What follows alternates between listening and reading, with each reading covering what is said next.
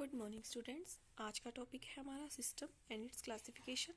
ठीक है, तो सिस्टम क्या होगा? सिस्टम एक मतलब सिस्टम क्या होगा जिसमें हम जो आउटपुट ले रहे हैं वो आउटपुट हमारी किस तरह से वेरी कर रही है, जिस तरह से हम इनपुट दे रहे हैं। तो सिस्टम क्या है?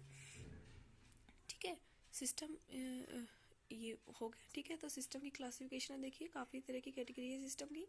Linear, non linear, time invariant and time variant, linear time variant and linear time invariant, static, dynamic, causal, anti causal, invertible, non invertible, stable and unstable.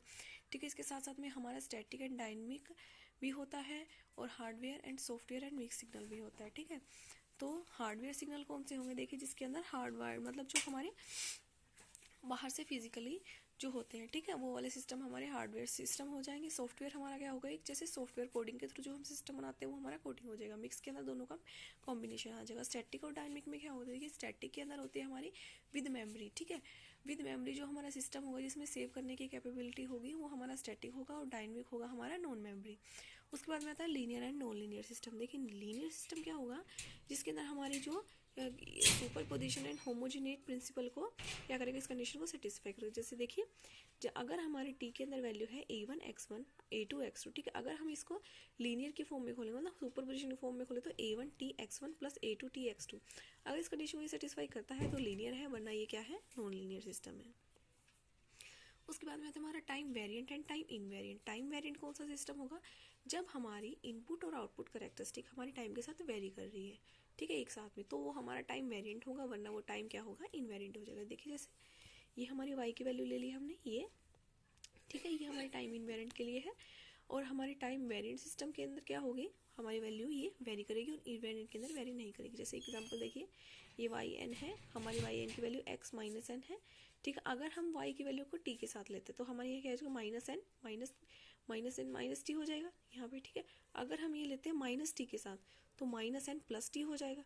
तो यहाँ पे क्या सिस्टम क्या है? वेरी कर रहा है, साथ साथ में वेरी कर रहा है ना, साथ साथ में वेरी कर रहा है, तो ये हमारा क्या होगा? टाइम वेरिएंट हो जाएगा। उसके बाद में आता है हमारा linear time variant and linear time invariant. देखिए, लीनियर के साथ साथ में टाइम वेरिएंट भी जो सिस्टम होगा, लीनियर सिस्टम की भी और टाइम वेरिएंट सिस्टम की भी जो कैपेबिलिटी होगी, इनकी जो कैरेक्टरिस्टिक होगी, अगर वो मिक्स हो जाती है तो हमारा लीनियर टाइम वेरिएंट हो जाएगा, वरना हमारा लीनियर टाइम इनवेरिएंट हो जाएगा। फिर आता है हमारा स्टैटिक एंड डायनामिक, जो मैंने आपको बताया भी, स्टैटिक हमारा क्या होता है? मेमोरी लेस होता है, और डायनामिक हमारा मेमोरी के साथ होता है। ठीक है, उसके बाद में आता है हमारा causal and anti causal. Causal के अंदर क्या होता है हमारे? देखिए, अगर हमारी आउटपुट डिपेंड करती है पास्ट और प्रेजेंट इनपुट के ऊपर, ठीक है, अगर सिर्फ पास्ट और प्रेजेंट पे डिपेंड करती है, फ्यूचर पे डिपेंड नहीं करती, तो वो हमारा कोजल सिस्टम हो जाएगा, वरना वो हमारा क्या हो जाएगा? Non causal system. अब देखिए, जैसे इस पे क्या है हमारी वन इज गोल्ड में 2xt प्लस 3xt माइनस 3। ये देखिए, ये वाली xt है, ये हमारे किसको रिप्रेजेंट करता है? प्रेजेंट को। माइनस वाला साइन आ गया तो वो हमारा किसको रिप्रेजेंट करेगा? पास्ट को।